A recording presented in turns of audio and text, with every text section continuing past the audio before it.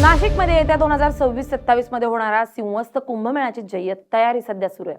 या जागतिक दर्जाच्या धार्मिक सोहळ्यासाठी आणि नाशिक शहराच्या कायापालटासाठी तब्बल 25,000 कोटींपेक्षा जास्त रुपयांच्या विकास कामांचे नियोजन प्रशासनाने केलंय। मात्र हा कुंभमेळा सुरू होण्यापूर्वीच एका वेगळ्याच मुद्द्यावरून राज्यात राजकीय वाद पेटलाय।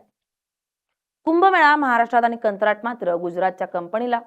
या एकाच प्रश्नाने सध्या सोशल मीडियापासून ते राजकीय वर्तुळापर्यंत सर्वत्र एक मोठं वादळ निर्माण केलंय। गेल्या काही काळापासून महाराष्ट्रातील उद्योग प्रकल्प आणि मोठे इव्हेंट शेजारील राज्यात जात असल्याचा आरोप सातत्याने केला जात असतानाच आता थेट महाराष्ट्राच्या सांस्कृतिक आणि धार्मिक अस्मितेशी जोडलेल्या कुंभमेळ्याचे कंत्राटही राज्याबाहेर गेल्याचं बोललं जात असताना संतापाची लाट निर्माण झाली आहे। नमस्कार, मी स्नेहल चौधरी, आपण पाहत आहात LS मराठी। महाराष्ट्रातून एकामागून एक उद्योग गुजरातमध्ये पळवले जात आहेत। उद्योगच काय, काही दिवसांपूर्वी आमदार देखील फुटून गुजरातला पळून गेले होते। आता कुंभमेळ्याच्या कंत्राटावरून वातावरण तापलंय। महाराष्ट्रात एकापेक्षा एक आघाडीच्या अनुभवी आणि जागतिक दर्जाच्या कंपन्या असताना एवढ्या मोठ्या धार्मिक सोहळ्याचं कंत्राट गुजरातच्या कंपनीला का दिलं गेलंय, असा सवाल स्थानिक उपस्थित करतात। यापूर्वी मुंबईतील प्रसिद्ध डायमंड बाजार सुरतला हलवण्याच्या हालचाली असोत, वेदांता, फॉक्सकॉन किंवा टाटा एअरबस सारखे मोठे उद्योग आणि अब्जावधी रुपयांचे प्रकल्प शेजारील राज्यात गेल्याचे आरोप असोत, त्यावरून विरोधकांनी सत्ताधाऱ्यांना अनेकदा धारेवर धरलंय।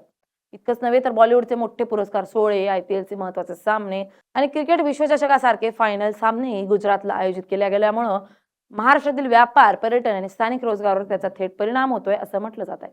एकीकडे महाराष्ट्रातील हक्काचा रोजगार आणि उद्योग बाहेर जात असताना आता महाराष्ट्रात होणाऱ्या कार्यक्रमांचे पैसेही बाहेर कंपन्यांना मिळणार का, असा संतप्त सवाल सामान्यांकडून विचारला जातोय। या सर्व पार्श्वभूमीवर आता नाशिक कुंभमेळ्याच्या कंत्राटावरून नवा वाद उफाळून आलाय। विरोधकांच्या मते महाराष्ट्रातील स्थानिक कंपन्यांना, इंजिनियर्सना आणि कंत्राटदारांना, मजुरांना डावलून राज्याबाहेर प्राधान्य दिले जाते। त्यामुळे राज्यातील विकास कामांचे आणि व्यवस्थेचे नियंत्रण नेमके कोणाकडे, असा प्रश्न निर्माण होतोय।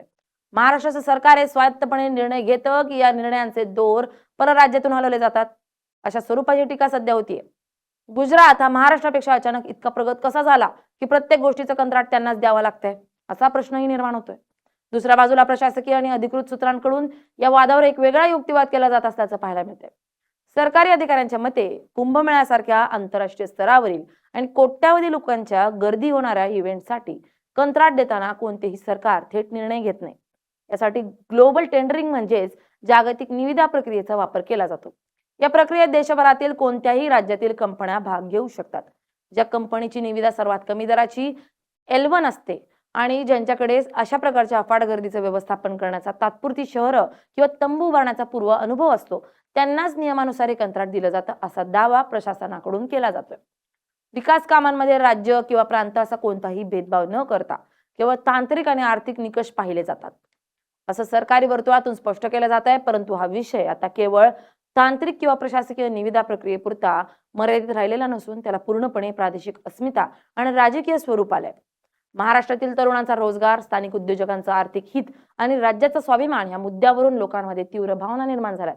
आता प्रश्न असा उभा राहतो, प्रत्येक मोठ्या प्रकल्पावरून आणि कंत्राटावरून होणारा हा महाराष्ट्र विरुद्ध गुजरात वाद आगामी काळातील राजकारणाला कोणती नवी दिशा देणार? खेळ तर आता थेट अस्मितेवर येऊन पोहोचलाय। स्थानिक कंपन्यांना डावलल्याच्या या प्रत्यारोपांमुळे जनतेच्या मनात सरकारबद्दल अस्वस्थता वाढताना दिसते। तुम्हाला काय वाटतं? कुंभमेळ्यासारख्या महाराष्ट्रातील ऐतिहासिक सोहळ्याचं कंत्राट परराज्यातील कंपनीला देणं कितपत योग्य आहे, की कंत्राट देताना राजकारण न आणता केवळ कंपनीची क्षमता पाहिली पाहिजे? कमेंट करून नक्की सांगा।